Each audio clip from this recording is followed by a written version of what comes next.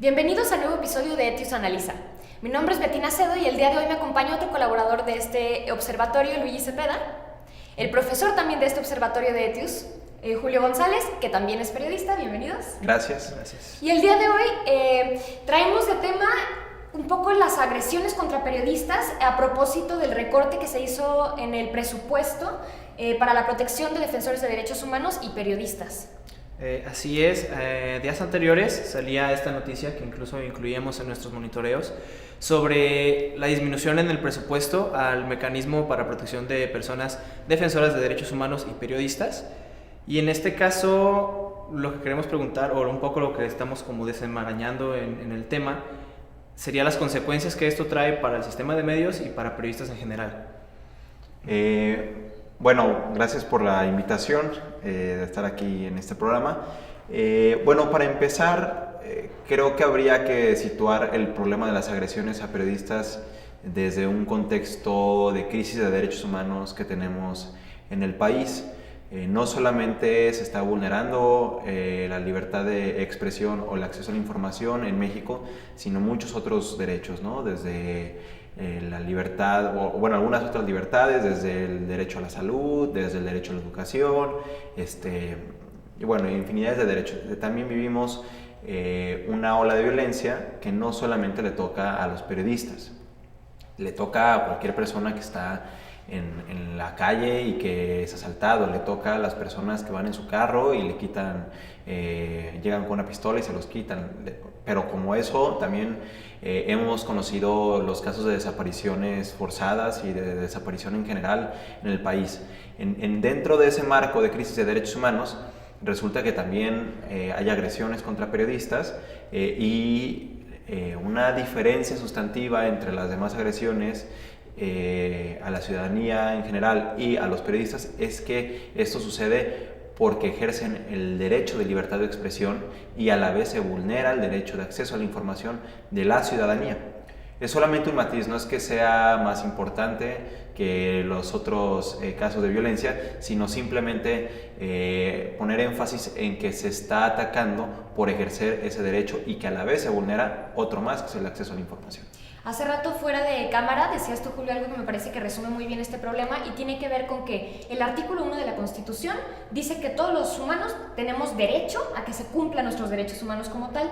Y lo que está pasando es que como no se pueden garantizar estos derechos, tiene que surgir otra ley que justamente saca un mecanismo de protección para los periodistas. Y es básicamente lo que está sucediendo en el problema a lo largo de toda su historia, porque de inicio no contábamos con esta ley, fue necesario crear una y ahora resulta que ni siquiera, o sea, que esa fue insuficiente y que no solo fue insuficiente, sino que se está recortando y está volviendo a desaparecer.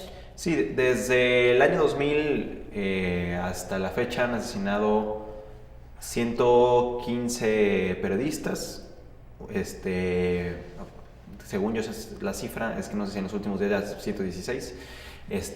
Y en 2012 fue cuando se crea la ley para la protección de personas defensoras de derechos humanos y periodistas.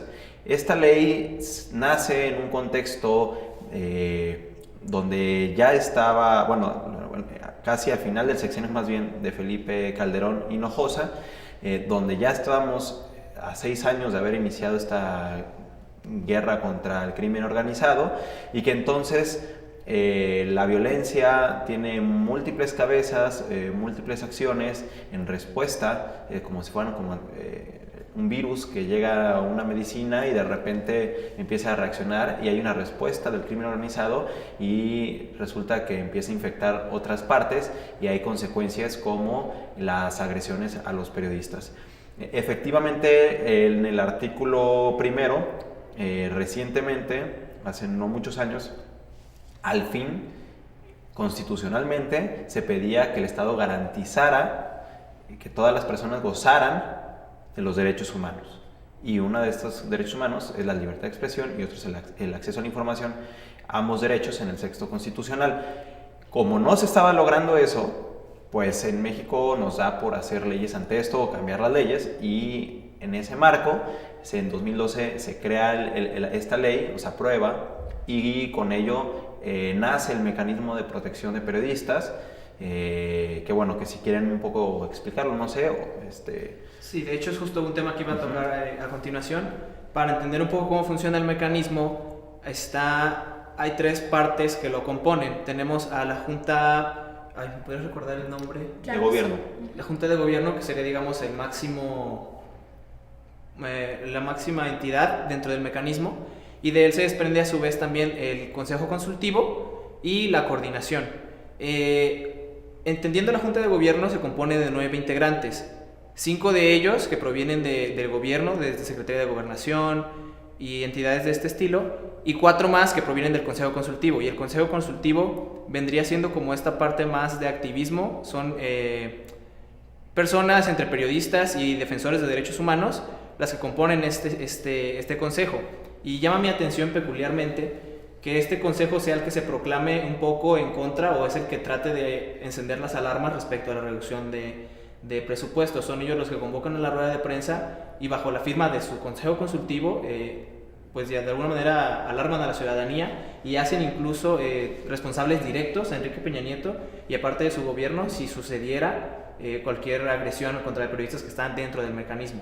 Aunque no creo que sea de llamar la atención tanto, porque de alguna manera, si hacemos números en cuestión de la Junta de Gobierno y la Coordinación Ejecutiva Nacional, ambas estas entidades dentro del mecanismo pertenecen al gobierno, algunos como trabajadores dentro de y otros como principales actores dentro del gobierno, pero entonces si hacemos números, pues la balanza está muy desigual y los periodistas y los activistas terminan en segundo plano.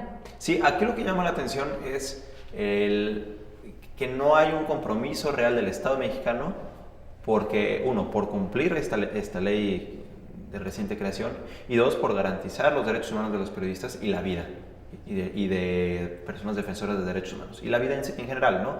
Porque estos cientos de periodistas que están en el mecanismo no están en el mecanismo porque quieran, es decir, no porque por si algo mejor de una vez estar, sino porque ya recibieron amenazas o su trabajo implica riesgos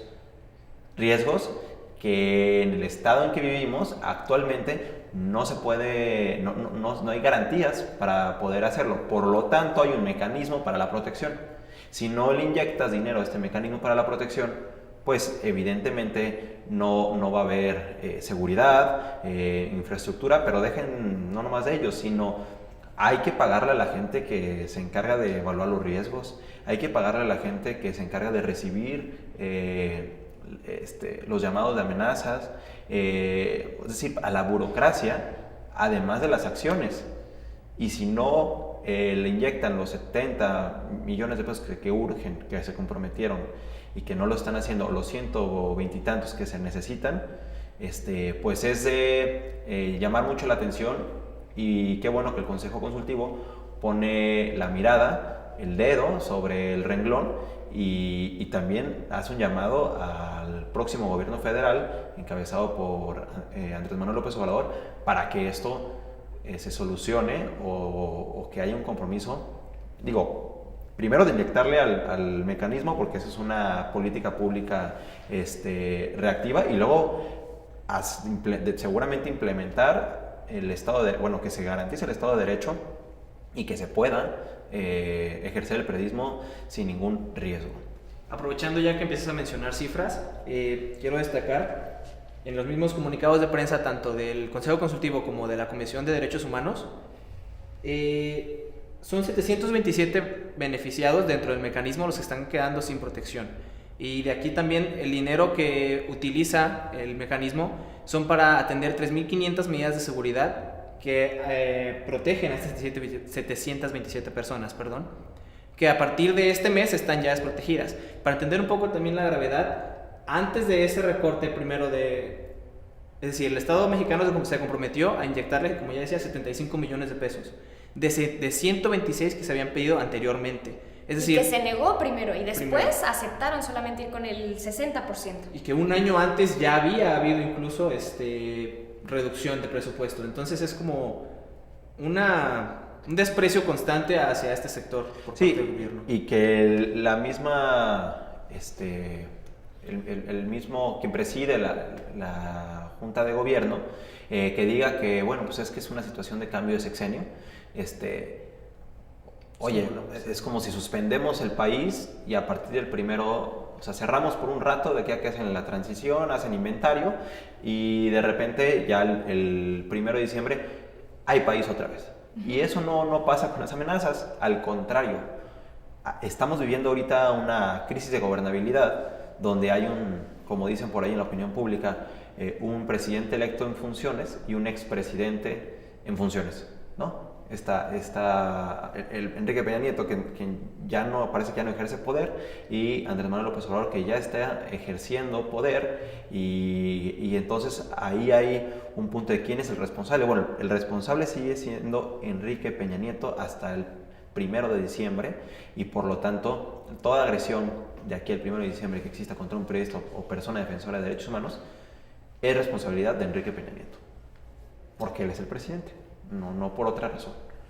Claro, y aún iniciando ya el sexenio de Andrés Manuel López Obrador, si se decide seguir con este mecanismo de protección, habría que hacer un cambio porque, pues hasta lo platicábamos fuera de cámara, que ha habido periodistas a los que les da aún más miedo formar parte de este mecanismo porque involucra también darle entrada al gobierno, cuando en muchas ocasiones el gobierno ha sido quien tiene estas agresiones contra los periodistas. Sí, el libro de narcoperiodismo de Javier Valdés, periodista asesinado el 15 de mayo de 2017, pues relata esas historias en Veracruz, ¿no? Ya hacia el final de su libro, un par de testimonios que hablan de personas que están en el mecanismo y cómo aún así sienten miedo porque el mecanismo depende de la Secretaría de Gobernación, misma secretaría que ha contratado, por ejemplo, el sistema de espionaje de Pegasus, o que también se le acusó a Miguel Ángel Osorio Chong cuando estaba al frente de esta secretaría de otros casos más